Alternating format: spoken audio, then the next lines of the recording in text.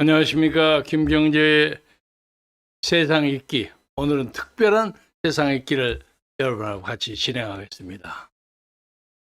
어저께 5월 9일 날 매주 월요일 날 방송하는 계획을 가지고 문재인 대통령의 마지막 연설을 듣고 난 다음에 그 문제에 대해서 코멘트를 하려고 좀 기다렸습니다.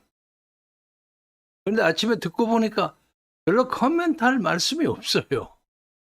그리고 약간의 자기 자랑은 집어넣었지만 전략적으로 이 양반이 원고를 참 잘 쓰셨더라고요.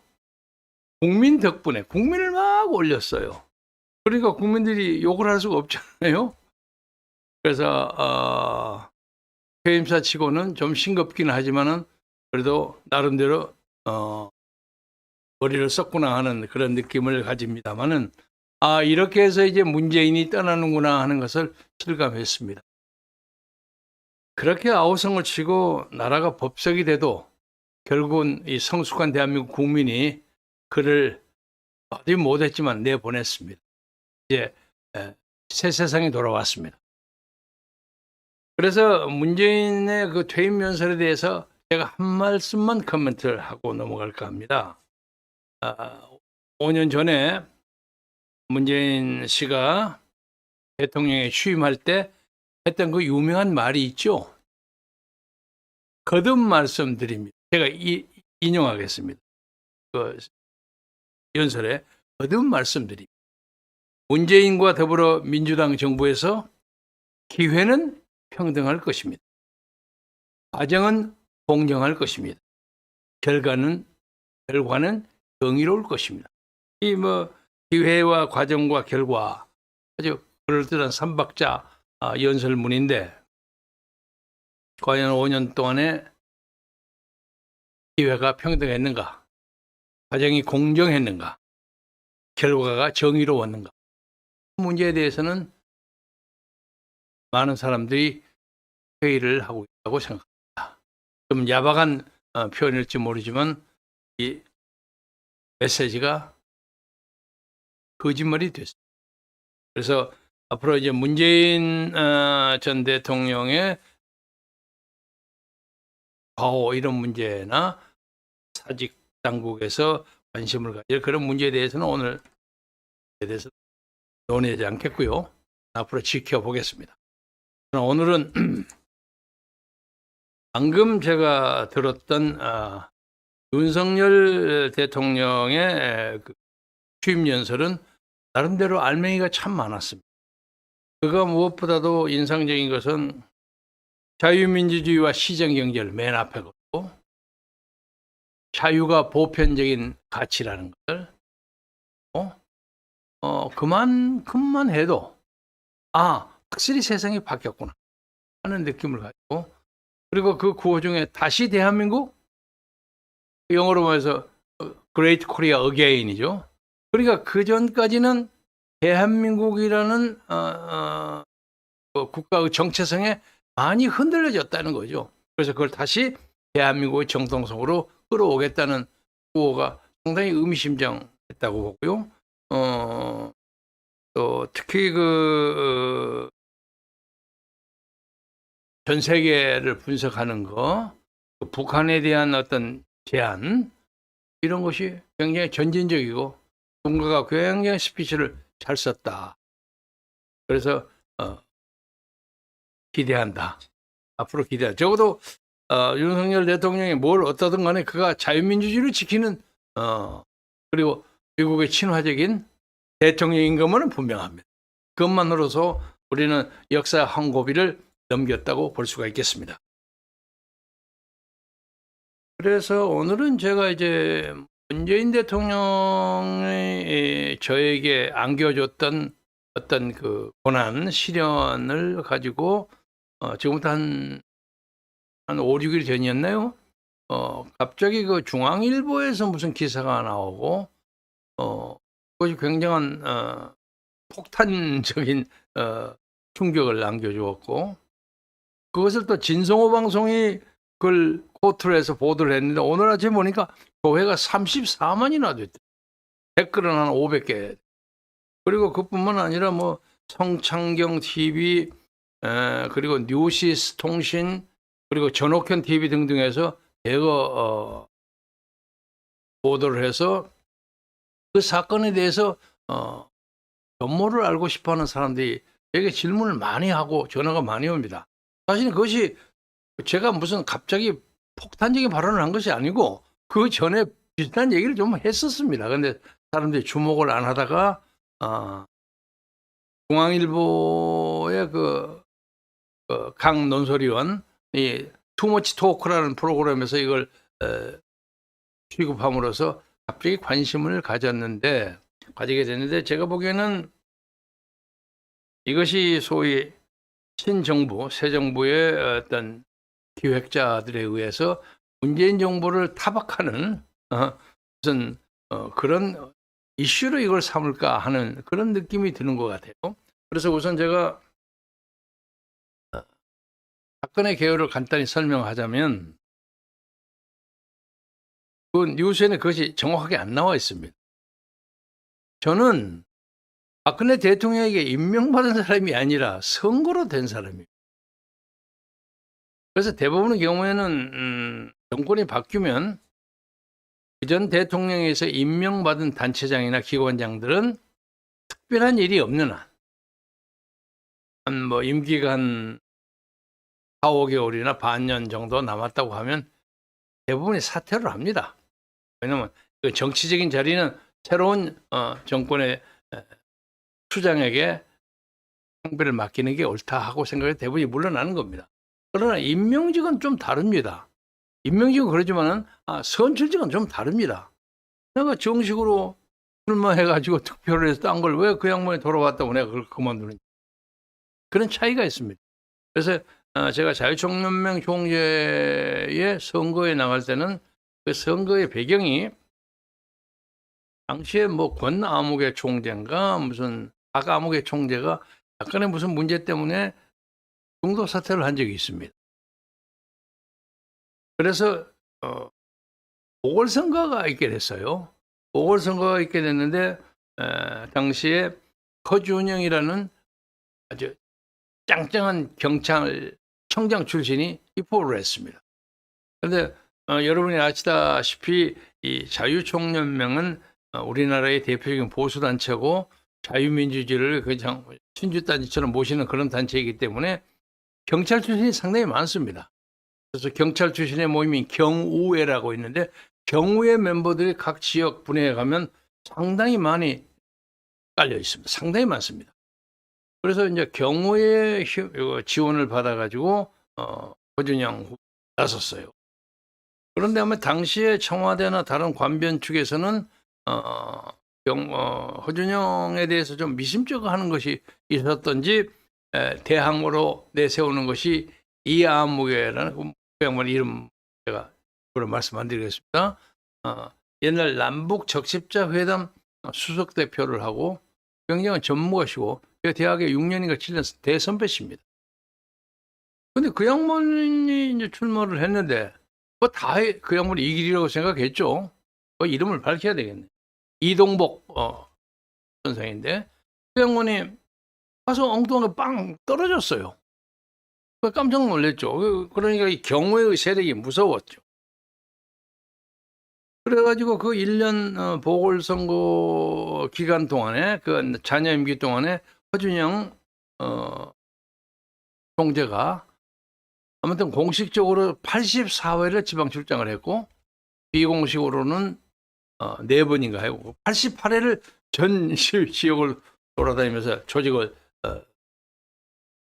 장악했고 또 그중에 총재 선거인단이 약 480여 명의 대의원인데 그중에 64명인가를 바꿨더라고요. 자기하고 유리한 사람을 바꿨겠죠. 그러니까 완전 장악이 다 된 겁니다. 저희 총연맹은. 그런데 이제 개중에 당시에 박근혜 청와대였습니다. 청와대에서는 자유총연맹이 일반 관변단체에서도 좀 수장자리에 오르고 수가 많고 전통이 있기 때문에 그랬다고 봅니다. 그래서 무슨 연석회의 같은 걸 하면 저 때문이 아니라 가운데 항상 가운데 자리는 자유총연맹 총재가 앉습니다. 옆에 뭐 장관도 전직 장관도 앉으시고 무슨 사성 장군도 앉고 그렇습니다. 그래서 아마 청와대 쪽에서는 허준영 씨의 능력보다는 이 양반이 경찰청장 출신이라는 거 조금 급이 낮다고 봤던 모양이에요. 이건 제 짐작입니다. 그래서 그 양반이 이제 재선을 나서는 거죠. 나서는데 이길 사람이 없어요. 그때 제가 7번째 후보였으니까 세상 따라 홍사덕 의원 무슨 강봉균과 하는 경제기원 장관 부총리 했던 사람 등등이 기라성 같은 사람들이 다 노땡큐하고 물러섰어. 그래서 그 바가지가 제가 당시에 이제 대통령 특별보좌관을 하고 있었던 때여서 거기 좀 나가시는 게 어떠냐. 그래서 강청에 의해서 제가 나가게 됐습니다. 사실은 저도 자신이 없었습니다. 그런데 저는 그동안 선거를 해서 떨어진 적도 있고 당선된 적도 있고 해서 선거에서는 좀 노하우가 있는 사람이거든요. 그래서 아무튼 여러 가지 이 전략으로 이제 또 여의도에서 정치할 때 뛰어들었던 많은 부대가 있는 거 아닙니까? 부대를 동원해 가지고 이제 선거 운동을 열심히 시켰고 그 중에 하나가 이제 나중에 저를 고발하는데 앞장섰던 김태진이라는 젊은이 도구에 끼어 있었어요. 제 참모였어요. 참모였. 원래 그 신한국당 쪽에서 컴퓨터 전문가로 일을 하다가 저도 2012년 그러니까 박근혜 대통령 선거 당시에 그쯤에 저한테 조인했어요. 제 그룹에. 그래서 제가 제 보좌관을 하고 그 후에 이제 자유총연맹 할 때 제 비서실장을 했던 김상훈이라고 있는데 그 김상훈이가 소개를 했어요. 이거 컴퓨터 아주 잘하는 사람. 그리고 신한국당 컴퓨터 이 사람이 다 만듭니다. 그러니까 저로서는 귀중한 재원이었죠. 그 사람들과 같이 선거를 해가지고 480여 명의 대의원 중에서 제가 46표 차이로 42표인가 해서 아주 대승을 했어요. 대승을 했는데 그 과정에서 갑작스럽게 박근혜 대통령이 탄핵에 직면됐는데 방금 제가 윤석열 대통령 취임식에 앉아있던 전 대통령 박근혜 대통령 얼굴을 보았습니다. 그런데 항상 예의 파란 앙코트 입고 마스크 쓰고 안경 쓰더라고요. 번지하더라고요. 그런데 여러분이 아시겠지만 파란 코트 옷은 나는 결백하다 하는 것을 의미한다고 그런 얘기를 들었습니다. 그래서 오래된 옷인데 몇 번 입었는데 김정수하고는 좀 다른 것 같아요. 입는 옷을 여러 번 좌우당 간에 그래가지고 대통령이 탄핵에 자꾸 몰리니까 제가 보니까 이게 택도 없는 소리 거짓말이에요. 그래서 제가 이제 제 스텝을 시켜서 중앙선거관리위원회에다가 서면 질의를 했습니다. 당연히 그러리라고 생각을 했습니다만은 자유총연맹 총재로서 정치적 발언을 하는 것이 제 임무에서 벗어나는 거냐, 또 배임이냐 아니냐 하는 걸 질문했어요. 답변이 왔어요. 서면으로. 전혀 그렇지 않습니다. 정치적 발언을 자유롭게 할 수 있습니다. 서면 답변을 제가 포켓에다 넣고 다녔어요. 카피 하나 해가지고. 그리고 박근혜 대통령 탄핵을 반대하는 집회가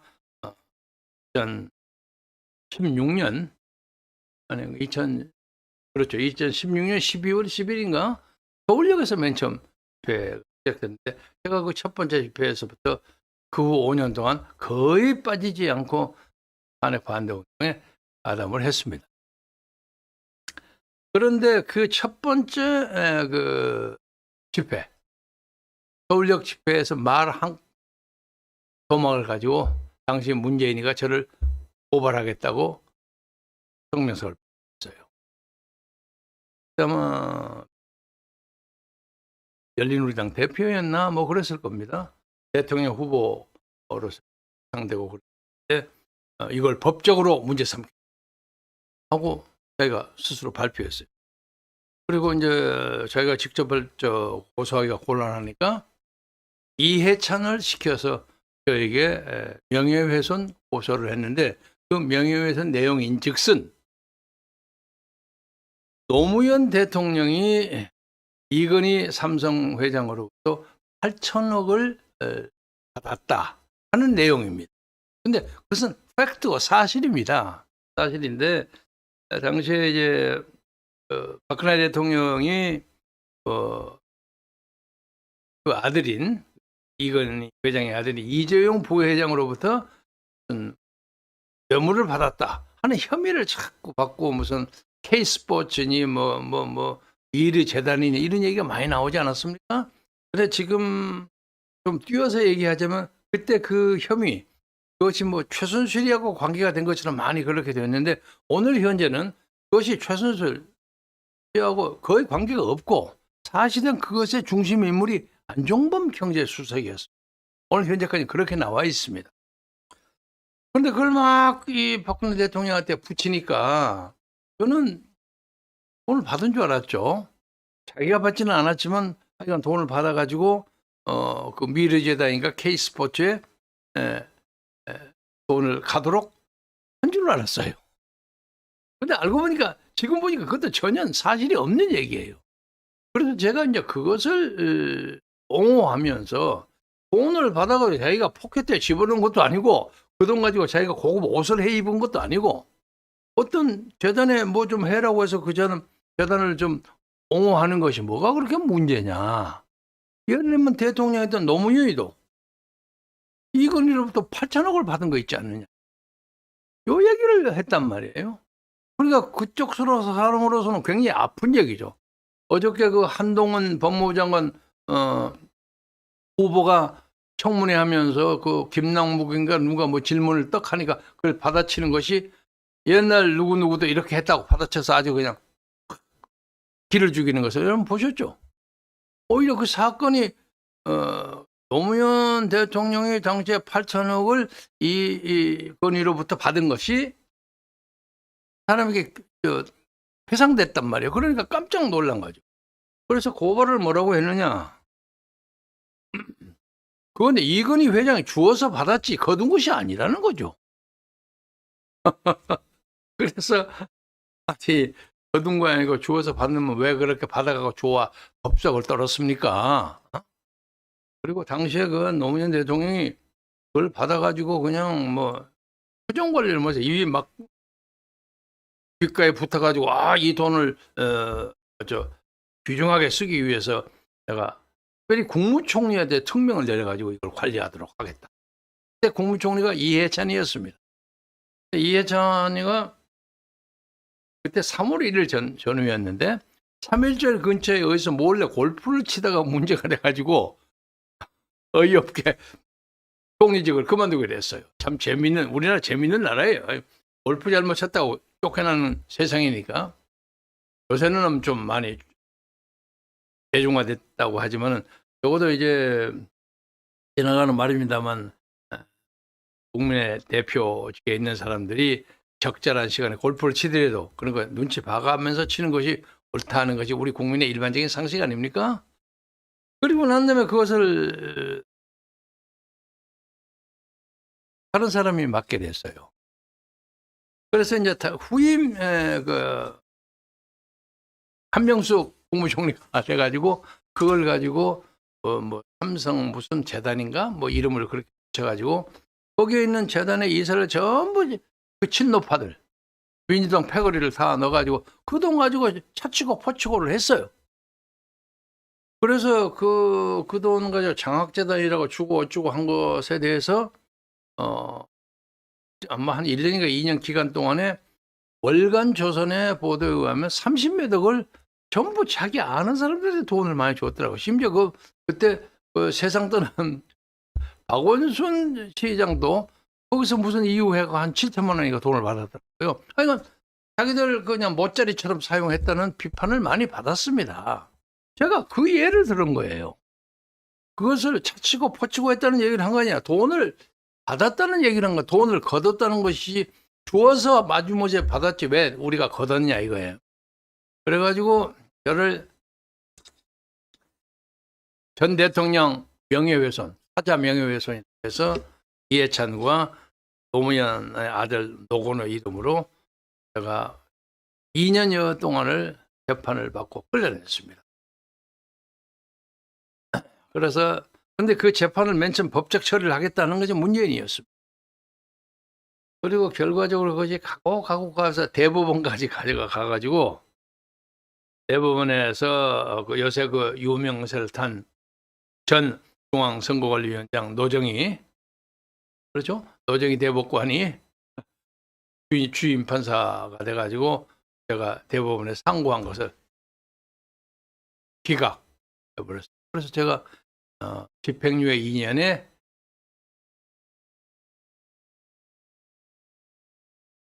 죄인이 됐습니다. 아무튼 그런데 당시에 이제 그래가지고 하여간 노무현 문재인 대통령에게는 제가 상당히 안 입고 온 사람이 되긴 됐는데 2년 가까이 되니까 이제 김경재를 이걸 잘라야 되겠는데 자르는 방법이 없어요. 그래서 한 번은 방금도 취임식장에 개식산 우리 김부겸 총리 제 대학교 가까운 후배였습니다. 그 사람이 전화가 와가지고 형님 커피 한잔 합시다. 그래서 광화문 근처에 뭐 포시즌 호텔인가 있죠? 4계절 호텔 가서 커피를 먹었는데 이런 애로가 있는데 그래서 이런저런 얘기를 하더라고요. 애로가 뭔데? 제가 이제 처음 밝히는 겁니다. 문재인 대통령이 국무회의를 하면서 적폐청산을 해야 한다. 그래서 각 부처에 적폐청산 태스크포스를 TF를 지시를 했다는 거죠. 그런데 행안부 장관이었던 김부겸은 안 만들었어요, 그걸. 그래서 국무회의에서 그 다른 사람 다 하는데 저 김부겸 장관은 그 태스크포스를 안 만들었어. 그러니까 이 사람 하는 얘기가 저는 조사해 보니까 우리 행안부 산하에서는 그것을 꼭 만들어야 할 만한 대상도 없는 것 같고 그래서 안 만들었습니다. 이랬다는 거예요. 그게 무슨 소리요? 그러면서 대통령이 좀 노했어요. 그래서 그것이 이제 그 자리였는지 그 국무회의를 끝나고 난 다음이었는지 다른 자리였는지 제가 그건 불분명합니다만은 이번에 어저께 떠난 문재인 전 대통령이 김부겸한테 거기에 김경재 있지 않소? 그랬다는 거예요. 그래서 그 양반은 전출직으로 투표해서 한 사람이기 때문에 물러나가라 어쩌고 하는 건 좀 곤란합니다. 그 사람이 적폐 중에 적폐인데 왜 그걸 가만 놔두고 그거 앉아서 그 자리에 앉아가지고 계속 박근혜 탄핵 하는 거 반대하고 비판하고 온 대한민국을 들쑤시고 다니는데 그게 적폐 아니고 뭐요? 이랬다는 거예요. 그래서 자기가 입장이 참 난처해졌어요. 그래서 적폐 중에 적폐라는 거예요. 그래서 만나서 차마 김부겸이가 저한테 적폐라는 표현을 못 쓰고 형님은 핵심 중에 핵심이라 그럽니다. 핵심 중에 핵심이란 말이 무슨 말이요? 적폐라는 얘기를 제가 지금 그렇게 표현한 겁니다. 그래서 난 그 사람이 그 사람을 상처 입힐 생각이 별로 없어요. 제가 애호하는 후배고 또 되게 좀 서운한 것도 있기는 합니다만 그거 가지고 따질 수도 없으니까 알았네. 그런데 그 당장 물러나려면 그 있어야 되는데 그래 어쩌고 저쩌고 하면서 이제 요것이 좀 문제라면 그 문재인 밑에서 그거 하면 뭐합니까? 그냥 깨끗하게 그만둬 보십시오. 그러더라고요. 그래서 하기야 그 말은 맞아요. 내가 문재인 치하에서 차총 총재하면서 왔다 갔다 하고 하는 게 좀 부차스럽고 해서 그래 그럼 나 뭐 취임 2준이 내일 모레 되니까 그때 뭐 대회하고 하면서 내가 그랬어요. 아유 형님 감사합니다. 헤어졌는데 그러고 난 다음에 시간이 한 달 반, 한 2달 정도가 남았는데 오늘 제가 찾아보니까 2018년 2월 22일 날 갑작스럽게 저한테 경찰청 특수수사과에서 법인카드를 사적으로 유용하고 인사청탁 관련해 문제가 있다 해가지고 벼락치기로 제 사무실, 개인 사무실이 있습니다. 개인 사무실가 우리 집에 압수수색이 들어왔어요. 막 따거리가 몰려와서 들어와서 다 열어놨고 난리 법석이 났어. 참 어이가 없어서 아니 무슨 압수수색이요? 딱 그 수색영장을 압수수색영장을 내는 거예요. 그래서 제 사무실로 다 뒤지고 제 집도 다 뒤졌습니다. 그래서 우리 집사람은 그때 좀 몸이 좀 불편하고 했는데 깜짝 놀랐죠. 그것이 기억이 좀 막혀된 주요한 원인 중에 하나가 됐다고 그럽니다. 그리고 제가 가지고 있는 조그만 금고를 열으라고 금고를 돈 열 거 없다서 문 열어서 봤어요. 그래서 그가 돈이 얼마 있었습니다. 돈을 딱 가져가더라고요. 왜 돈을 가져가시오? 그러니까 이것이 혹시 뇌물을 받은 돈과 관계가 된 또 있다고 압수하겠다고. 그 기록 얼마고 해가지고 딱 써가지고.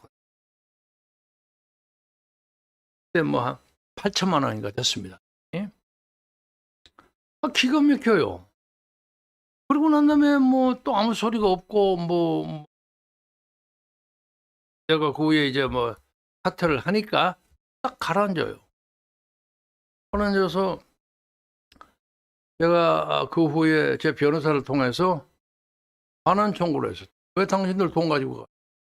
이 돈은 이러이러한 돈이다 하는 걸 딱 증명을 했어요. 그게 어떻게 됐냐면 당시에 제 아내가 이제 전세를 살다가 나가게 됐어요. 전세를 나가게 돼서 차제에 근처에 아파트를 하나 사는 게 어떠냐. 그 자기가 전세돈이 한 4억여 원 빌려 있는 걸 가지고 돈을 좀 내서 빌려가지고 한 8억 몇 천만 원 정도 있습니다. 8억 한 5천 정도 됐습니다.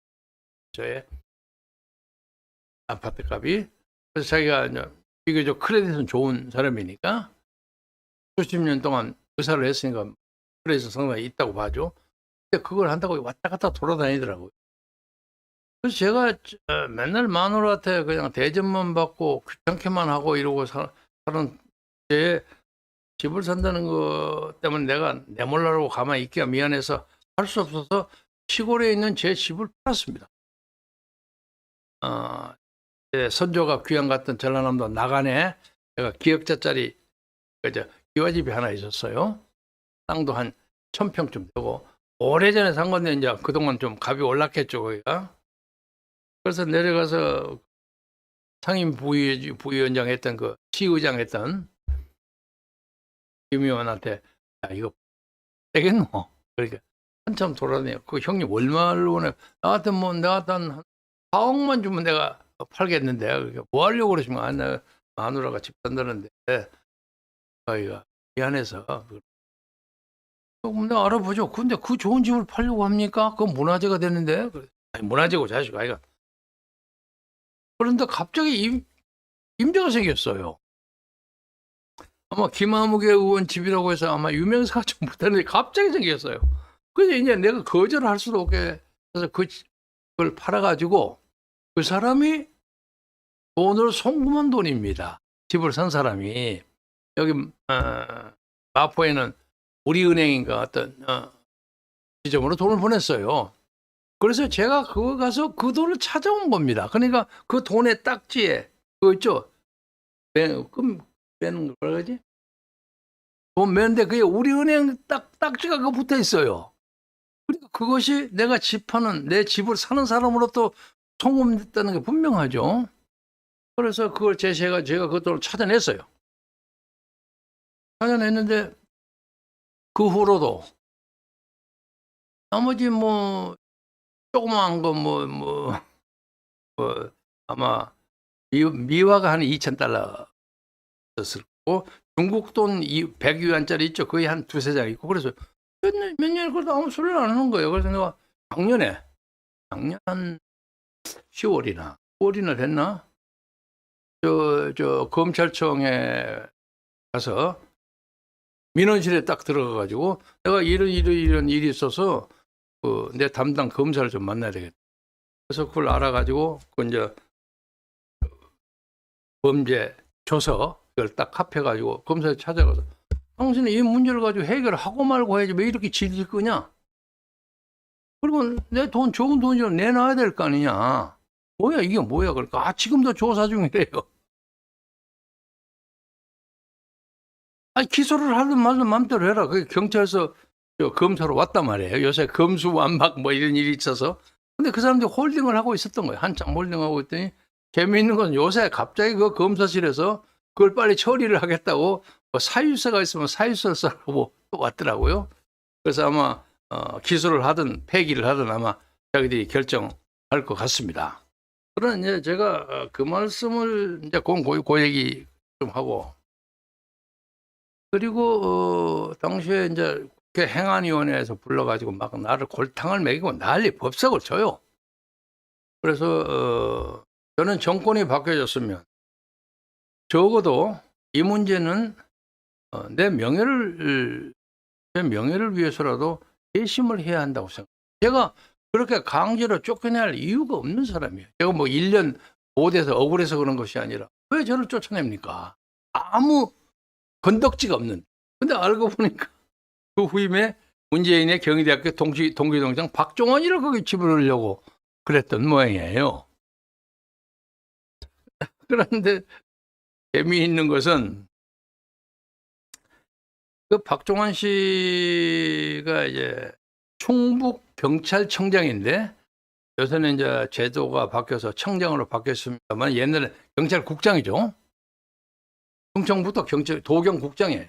인데 이 자유총연맹의 그 터줏대감들은 지금 전국의 총 경찰청장도 스펙이 좀 약하다고 생각하는 사람인데 그 밑에 어떤 지방의 경찰국장, 아래 경찰청장이지만 그 사람이 온다니까 이 택도 없다고 생각했던 모양이에요. 그래서 제가 그 어떤 이세창 동지에게 직무대행을 시키고 알아서 후임을 뽑는 건 알아서 해라. 왜냐하면 우리 자유총연맹의 규정에 후임 총재를 뽑는 규정이 상세하게 기록되어 있습니다. 그러니까 우리가 전국에 251개의 지회가 있고 강력합니다. 지회가 있고 또 각 시도, 광역시, 도에 또 지부가 있는데 이건 지부장이라고 이건 지회장이라고 그러는데 지부장은 굉장하게 파워가 셉니다. 그리고 거기에 있는 사람들이 한다는 사람이 많아요. 그러니까 이 사람들이 뭐 아무리 바꾼다고 해도 꼭 스펙 가지고 따지는 건 아닙니다만 경찰국장 갖다가 세우면 되겠느냐고 시비가 좀 걸린 모양이에요. 이게 잘 안 돼. 그러니까 어느 날 제가 이거저거 털고 시골에 집에 가느라고 KTX를 타고 가는데 전화가 따르릉 와서 받았더니 김부겸 장관이 전화가 와서 형님 내가 이거 애를 먹는데 뭘 도와달라는 거야? 지금 그 이세창이가 만든 그 위원회 가지고 도저히 박종원이를 밀어붙일 수가 없다는 거예요. 자네들은 왜 사람을 공정하게 뽑지 그렇게 일방적으로 밀어붙이려 그래? 응? 말할 수 없는 사정이 있었어요. 국민 여러분이 아시겠지만은 자유총연맹은요, 자유총연맹 법이 있습니다. 법. 그리고 이게 옛날에 그 한국방공연맹을 이승만 대통령하고 중국의 장카셰크, 장기상이가 맺는 거예요. 아시아 방공연맹. 그러다 쭉 하다가 고르바초프의 그 구소련이 이제 문을 닫게 되니까 이제 정부에서 이제는 방공을 걸지 않고 좀 더 긍정적인 개념을 넣자 해서 자유총연. 오늘 윤석열 대통령이 하는 그 자유 얘기 많이 했죠. 자유가 보편적 가치예요. 그래서 자유총연맹을 만들고 우리 초대 총재가 정일권 전 국무총리였습니다. 그래서 저는 사실은 아주 그 스펙으로 봐서 하발이에요. 다 장관하고 뭐 위원도 대여섯 번씩 하고 다 그런 사람들이 했어요. 그래서 자유청명회 350만의 그 명원들 프라이드가 대단히 강합니다. 그리고 제가 있는 동안에 98만 명의 통일 선봉대를 만들어가지고 북한을 자유의 따뜻한 품으로 안기 위한 여러 가지 방법을 연구했어요. 오늘도 마침 그 윤석열 그 대통령이 취임사에서 북한과 대결을 선포하는 것이 아니라 북한의 비핵화를 확실하게 전제하에서 북한을 크게 발전시킬 수 있는 담대한 계획을 가지고 있다 하는 것을 긍정적으로 발표했습니다. 우리도 그런 입장이었어. 그래서 요새 이제 그러게 되니까 자유청년이 옛날에 있는 제 동지들이나 부하 직원들이 사람들이 전화가 자주 옵니다.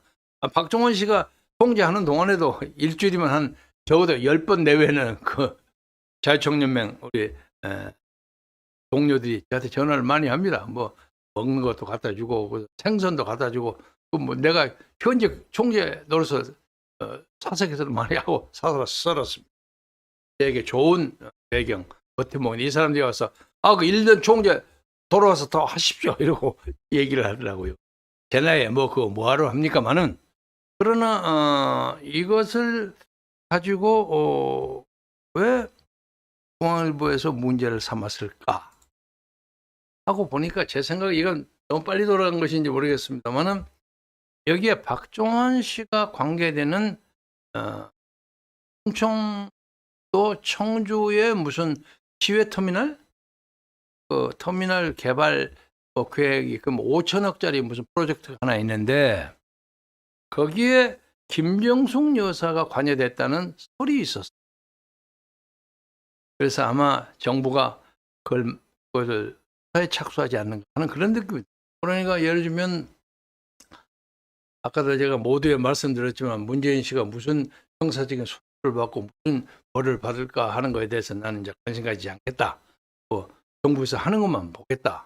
이러고 말았는데 예를 들면 무슨 울산시장 선거 개입 이런 걸 하려면 정확하게 뭐 근거가 좀 애매하잖아요. 예를 들면 말하고 왔다 갔다 하고 하는 건데 지금 이 청주 터미널 사건 이것은 돈이 개입돼 있거든요. 그리고 김정숙 여사가 또 거기 방문을 했어요. 병 위문을 그 대빵 제일 높은 사람 보냈을 때 방문을 했는데 그 방문할 때 수행한 사람이 그 박종환이에요. 그러니까 뭔가 관계가 있다고 생각을 하는 것 같아요. 앞으로 두고 봐야겠지만 이걸 가지고 문제를 삼으려고 하지 않는가 하고 제가 짐작합니다. 그래서 이것이 지금 취임식 때문에 좀 덮였습니다만은 문제가 좀 벌어질 것도 같은데 문제 때문에 저는 김부겸 총리가 얘기도 좀 서운하게 한 적도 있고 합니다만 빼겠습니다만 마지못해서 저에게 그걸 한 거니까 그 때문에 김부겸 너무 욕하지 않기를 바랍니다. 그리고 문제는 문재인 대통령이죠. 저를 적폐 중에 적폐라고 모은 사람. 이게 아까 제가 맨 처음 읽었지 않습니까? 문재인 정부에서는 기회가 평등할 것이고 과정은 공정할 것이고 결과는 정의롭다. 이 말이 허공에 맴도는 허언이에요. 그래서 드디어 이제 문재인이라는 사람의 이름이 한국 정치에서 당분간 사라진다 하는 상쾌감은 있지만은 마지막까지 단 한마디에 사과도 하지 않고 그냥 적당하게 국민이 위대합니다. 꼭 그 말은 어떻게 되면 내가 이렇게 엉성하고 문제가 많은데 나를 때려잡지 않고 그래도 슬그머니 임기 마치고 나가게 해준 거에 대해서 감사드립니다 하는 얘기처럼 들려 말이. 그래서 문재인 씨는 제가 마지막에 그 거부권 행사라고 그렇게 애타게 얘기했는데도 그 거절하고 나가더라고요. 앞으로 제가 어떤 정치적 책임을 또 가혹하게 받으면 또 이게 반복될 거 아닙니까? 그래서 그 문제에 대해서는 제가 제 말을 섞이지 않겠습니다. 그러나 다시는 사실은 문재인 비슷한 사람이 제발 대통령 나왔으면 좋겠어요. 저는 이건 집행유예 받은 거에 대해서 관계자에게 배상 청구를 할 생각도 하고 있습니다. 그리고 문재인 대통령은 그뿐만 아니라 광화문에서 무슨 합법적으로 한 집회에 제가 대회장을 했다고 해서 집시법 위반으로 저를 석 달 열흘이나 감옥소에 넣었어요. 경찰이 한 거지만 엄밀히 말하면 문재인이 한 거죠. 그래서 저에게 하드타임을 참 많이 주었습니다. 나는 그 과정에서 오히려 더 강해지고 때로는 고독하고 이렇게 지냈지만은 큰 유감은 없습니다. 없고 이 과정을 마무리하면서 오늘 박근혜 대통령을 또 그래도 TV에서 옷 입은 걸 보니까 마음이 많이 놓여요. 정상적이구나. 그런데 대통령이 여러 가지 이유 때문에 그러겠지만 나와서 아무도 만나지도 않고 옛날 자기하고 가까이 일했던 사람들에게 눈길 한 번 더 주지. 그래서 저 세브란스 병원 아니요 저 삼성의료원에서 나올 때 그리고 달서 그 사저에 내려가지고 내려서 뭐라고 인사를 할 때 그 옆에 그 옛날에 그를 모시던 사람들이 잔뜩 있었어요. 근데 다행스럽게 저는 그 양쪽 다 가지를 않았습니다. 근데 그 사람들 눈 한 번 돌리지 않고 그냥 가버렸어요. 제가 거기 있었으면 얼마나 무색했겠어요. 다행히 저는 그 전에 거의 한 3번인가 간 적이 있습니다만 대통령이 오시던 나는 안 갔습니다. 무슨 사연이 있겠죠. 하지만은 요새 유영아 도지사 후원회장 한 것에 대해서 제가 좀 실망했고 솔직하게 말해서 안 했어야 하는 거 아니냐. 또 유영아 그 사람이 수성구에 나온다고 좀 난리를 치고 그런 모양인데 그것은 좀 그분이 빠지셨더라고요. 후원회장 같은 거 안 하고 어쩌고 그런다고 하는데 오늘 아침 들어온 소식에 의하면 윤석열 대통령과의 무슨 합의라고 할까 무슨 화해라고 할까 유영아를 전략공천을 시킨다는 그런 참 믿기 어려운 정보입니다. 만약에 그런 사태가 벌어진다면 박근혜 대통령이 이번에 취임식 오고 예의를 갖추고 하는 것에 대한 화해의 제스처 아니겠습니까? 그러면 그 문제에 대해서는 저는 가타부타 얘기는 안 하겠습니다만은 이제 박근혜 대통령이 열심히 안 챙겨도 다 자기가 알아서 다 움직이게 생각이 들기 때문에 특별하게 관심을 가지지 않겠습니다. 그리고 제 전화번호도 잘 알고 안지가 참 같이 2012년부터 10년이 넘었는데도 전화 한 꼭지가 없어요. 지독한 분이. 유영아 씨 때문에 그런지 어쩐지 모르겠어요. 오늘 아침에 내가 여기저기 물어보니까 아무도 전화 받았다는 사람도 없어요. 그래서 건강하게 잘 계시는 것만 생각하고 당분간 지켜보고 오늘은 어제 어떤 대통령의 마지막 날과 또 새로운 대통령의 첫날 대통령 이번에 이루어졌던 세상의 길, 특별한 세상의 길을 열고